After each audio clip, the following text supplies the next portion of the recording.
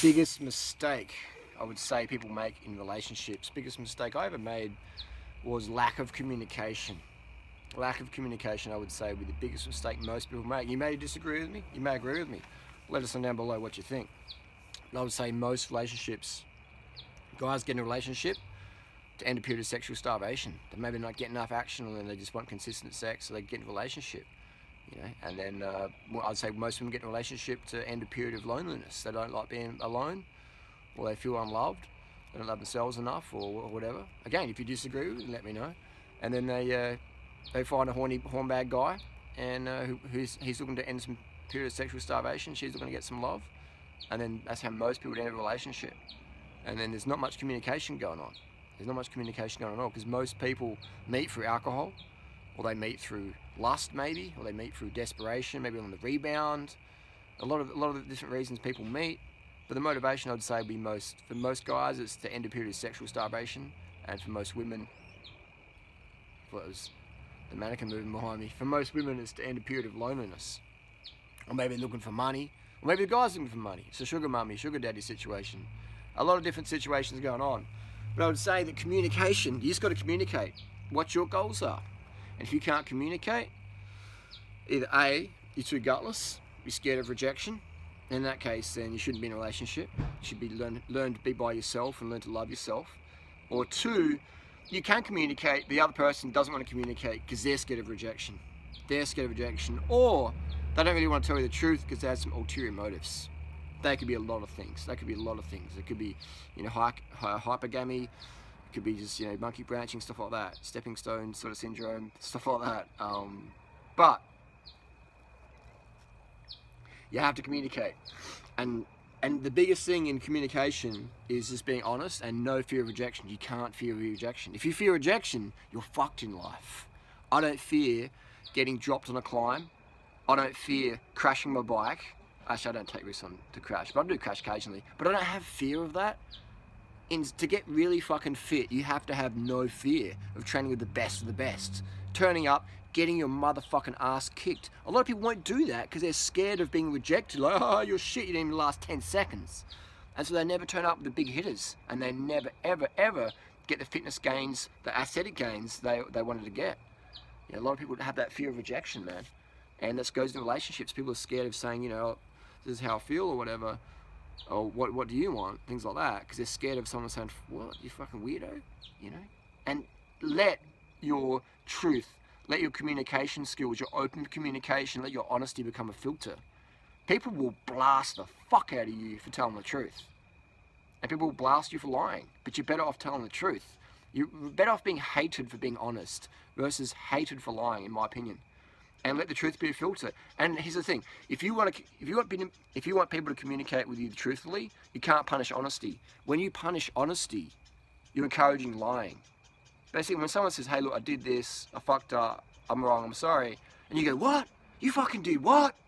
and you tell the world, or you do whatever, or you punish that person, you're programming them to like fucking to lie next time. Let's say someone hasn't called you for ages, and they call you. The first thing you say, "Yeah, they fucking called me for fucking blah, blah, blah, blah, blah," and you're going off at them. And then think on that thing, they go, "Fuck, why did I call? This person's losing their shit." If you just say, "Hey man, good to hear from you. Wow, where you been? What are you up to, man? I missed you, whatever." You know, if you show appreciation versus like, bam. Think about it. As kids, who stole the cookie? I didn't steal it. Or maybe the first time you own up to it, and then bam, you get a smack or a slap in the face, or you get sent to your room, or no dinner, and you're thinking, "Fuck. I was just hungry, I was just undercarb and I stole a cookie. Fuck." And then it happens again. And then that's how you learn to lie. We learn to lie as kids. Most of the time we're stealing some carbohydrates, some food, because we're fucking hungry as fuck. You know, we make a mistake and we're honest about it. We spill something on the carpet or whatever. Like, "Yeah, I did that." Bam! Oh, what? Honesty gets punished as children. And we bring that into teenagehood. You know? Who did that? I did it. All right, suspended, expelled. No, fuck. Go to the workplace. You know, relationships. We learn to lie as kids, and it's generally based on food or mistakes. So we make mistakes, we learn to lie about it. Or we have some intentions or disagreements or whatever, when you try to communicate it, boom, slam down. So never, ever, ever punish honesty. Embrace honesty. And it might not be comfortable, It might not feel good, but if someone's giving you the honest truth, you can't punish it, man. No matter how much you don't want to hear it. I mean, let that honesty be a filter. Okay, so it's finished, whatever. You know, but you have to be honest with yourself and say, look, this person's been honest with me. I can't really be too harsh on them, can I? Because they respect me enough to tell the truth versus lie to my face. But then again, people lie because we're scared of people finding out we're not perfect, don't we? People lie because they're scared of you finding out they're not perfect. We even better lie to ourselves. You know? How many times do we lie to ourselves even? I mean, we're all such a bunch of fucking liars, we often lie to ourselves because we're scared of the truth. But don't be scared of the truth, man. The truth will piss you off. The truth will set you free.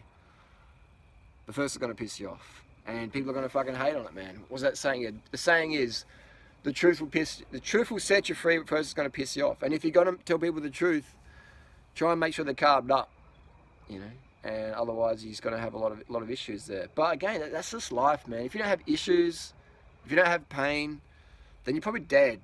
Or you're close to death.